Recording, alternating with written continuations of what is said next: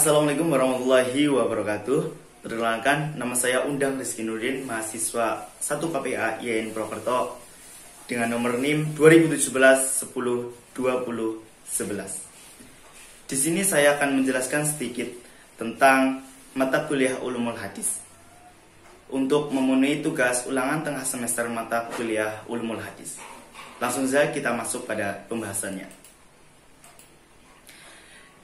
Di pemaparan presentasi materi kali ini, saya akan memaparkan sedikit tentang ilmu hadis dan di mana saya berharap bisa mampu merasionalkan istilah-istilah dasar dalam studi ilmu hadis. Langsung saja kita masuk pada materi selanjutnya. Yang pertama ada sunnah perspektif ulama hadis, ulama usul, serta ulama fikih. Yang kedua ada sunnah, hadis, asar, dan khabar. Kita lanjut yang ketiga, kita akan mempelajari Al-Quran, hadis qudsi, serta hadis nabawi. Dan yang terakhir kita akan mempelajari sunnah, serta bid'ah. Lalu, apa sih maksud dari semua pembahasan di atas tadi? Yang pertama nih, kita akan membahas secara perlahan pertama yaitu sunnah menurut perspektif ulama hadis. Sunnah secara etimologi adalah kata Arab yang berarti kebiasaan atau biasa dilakukan. Makna sunnah ialah thoriqoh atau sirah. Kalau dalam bahasa Indonesia berarti jalan atau cara hidup. Ada juga yang mengartikan sebagai al-ibtida fil amr, yang memiliki memulai sesuatu. Makna ini berasal dari hadis Nabi Muhammad SAW dalam kitab Sahih Muslim hadis nomor 1017 mengenai anjuran bersedekah. Adapun secara istilah, pengertian sunnah berbeda-beda. Istilah ahli fikih berbeda dengan ahli hadis, ahli usul juga berbeda pendapat dengan ahli lain. Menurut ulama hadis, kata sunnah bermakna segala peninggalan Nabi Muhammad SAW baik berupa perkataan, perbuatan, keputusan maupun sifat. Sedangkan para ahli usul fikih mengartikannya sebagai segala sesuatu yang berasal dari Nabi Muhammad SAW, baik berupa perkataan, perbuatan maupun keputusan yang bisa dijadikan dalil suatu hukum syar'i.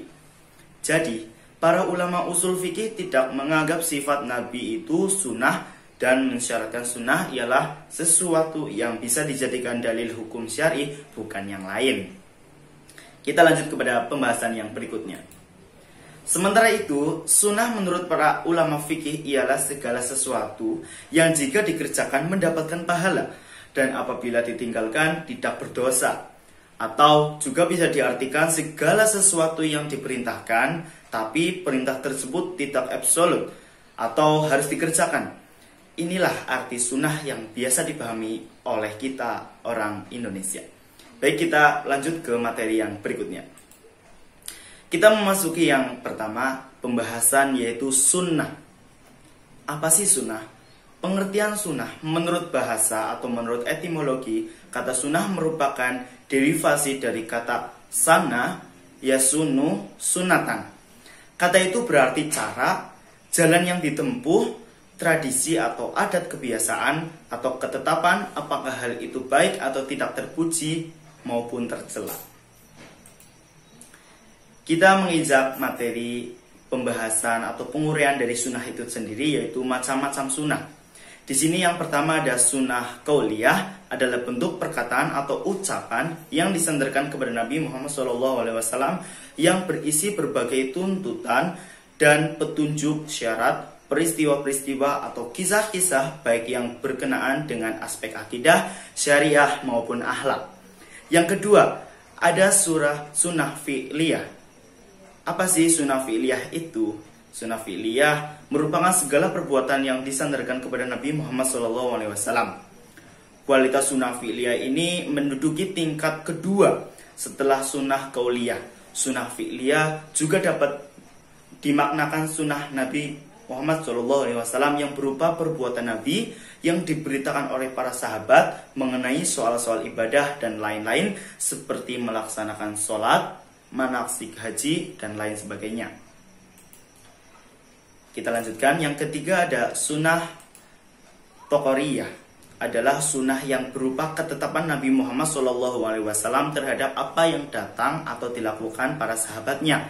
Dengan kata lain, sunnah Tokoriyah yaitu sunnah Nabi yang berupa penetapan Nabi Muhammad SAW terhadap perbuatan para sahabat yang diketahui Nabi tidak menegurnya atau melarangnya, bahkan Nabi cenderung mendiamkannya.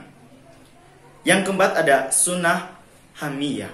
Apa sih sunnah hamiyah itu? Suatu yang dikehendaki Nabi tetapi belum dikerjakan. Sebagian ulama hadis ada yang menambahkan perincian sunnah tersebut dengan sunnah hamiyah karena dalam dari Nabi SAW terdapat sifat-sifat, keadaan-keadaan atau ahwal serta himman atau hasrat untuk melakukan sesuatu. Baik, kita lanjut. Yang kedua ada hadis.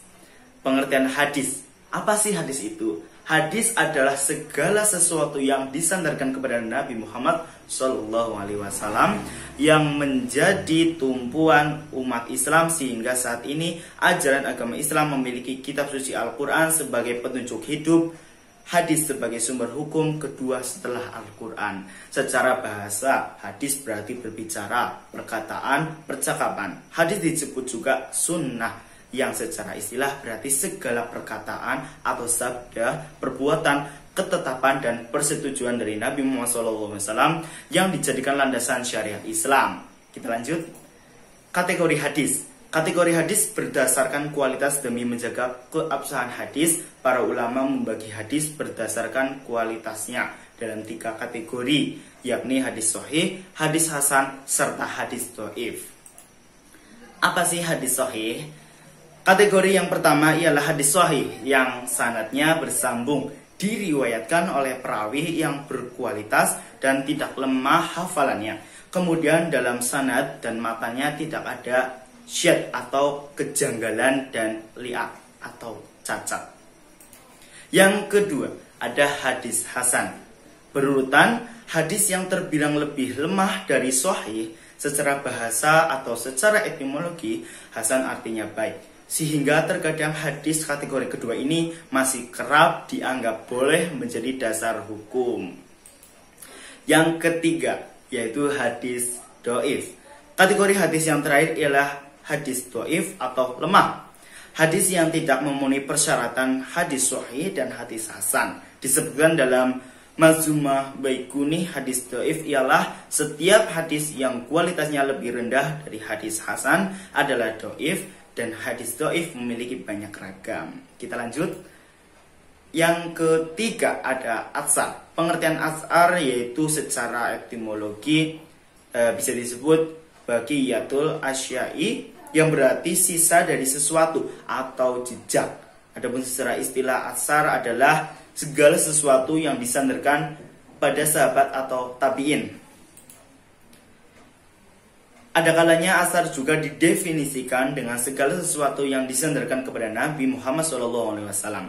Namun biasanya penyebutan disandarkan dengan redaksi dari Nabi SAW sehingga penyebutannya menjadi yang memiliki arti dalam sebuah asar dari Nabi SAW atau wafil asiri anin Nabi SAW.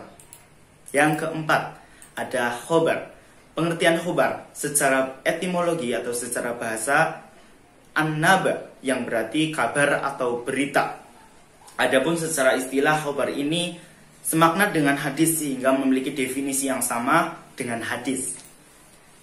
Namun menurut pendapat yang lain menyatakan bahwa khabar ini lebih umum daripada hadis, sehingga definisi khabar adalah segala sesuatu yang disandarkan kepada Nabi Muhammad SAW dan juga kepada selain beliau.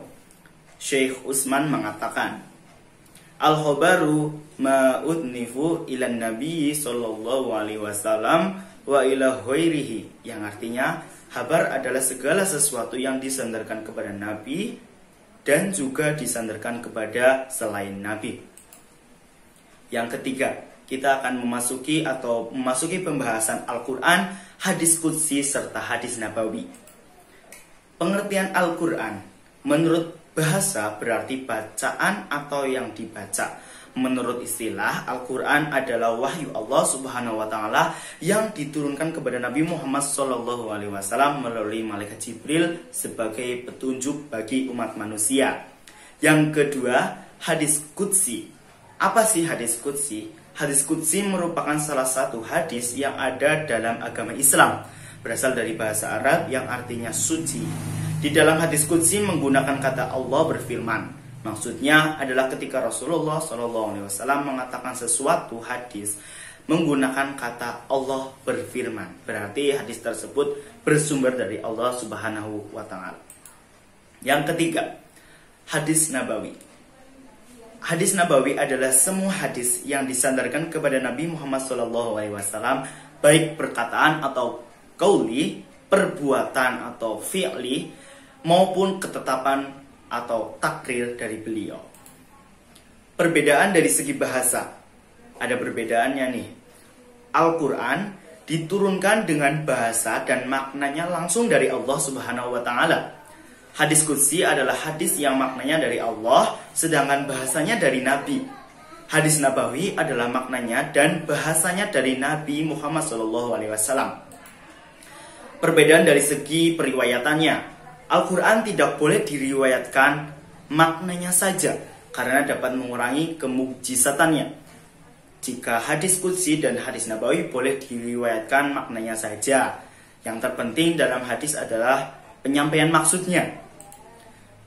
Selanjutnya yaitu perbedaan dari segi kemukjizatannya. Al-Quran baik lafaz maupun maknanya merupakan mukjizat dari Allah Subhanahu wa Ta'ala.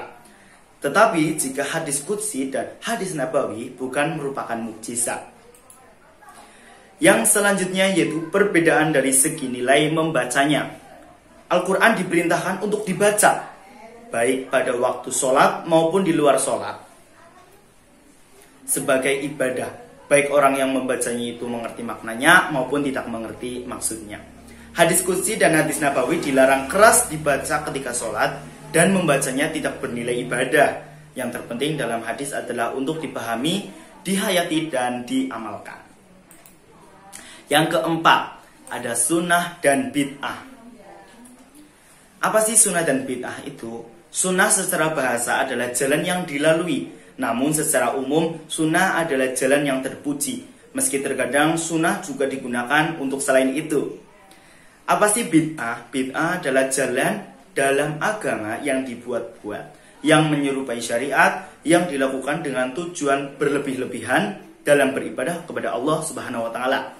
Dari definisi di atas dapat disimpulkan bahwa objek bid'ah adalah dalam bidang agama dan bukan dalam bidang keduniawian, yaitu bahwasannya bid'ah adalah jalan menuju agama yang dibuat-buat. Pembagian sunnah. Ada sunnah fi'liyah, yaitu berupa perbuatan, yaitu apa yang telah dilakukan oleh Rasulullah SAW. Yang kedua ada sunnah takriyah, yaitu meninggalkan sesuatu perbuatan, adalah perbuatan yang ditinggalkan Nabi meski terdapat alasan dan tuntunan serta tidak ada hal yang menghalanginya. Pembagian bid'ah. Yang pertama ada bid'ah idhafiyah, yaitu apa-apa yang dibuat-buat dalam agama yang ada dalilnya dari Al-Quran, As-Sunnah, atau Ijma, yang mana keberadaannya disandarkan kepada salah satu dari ketiganya. Akan tetapi, ia merupakan bid'ah dilihat dari sisi bahwa ia adalah tambahan terhadap apa yang telah disyaratkan oleh Allah dan Rasul-Nya. Yang kedua, ada bid'ah hakiki. Adalah hal baru yang ada dalam agama dengan tidak berdasar pada dasar-dasar yang telah ada dalam agama atau pada cabang-cabang agama. Artinya, hal baru tersebut tidak berdasar dalil syar'ah, baik dari Al-Quran, As-Sunnah, ataupun Ijma. Sekian presentasi yang dapat saya sampaikan. Semoga dapat membawa manfaat bagi kita semua. Mohon maaf atas semua kesalahan, karena kebenaran hanyalah milik Allah Subhanahu wa Ta'ala. Sekian dari saya. Wallahul muwaffiq ila aqwamit thoriq. Wassalamualaikum warahmatullahi wabarakatuh.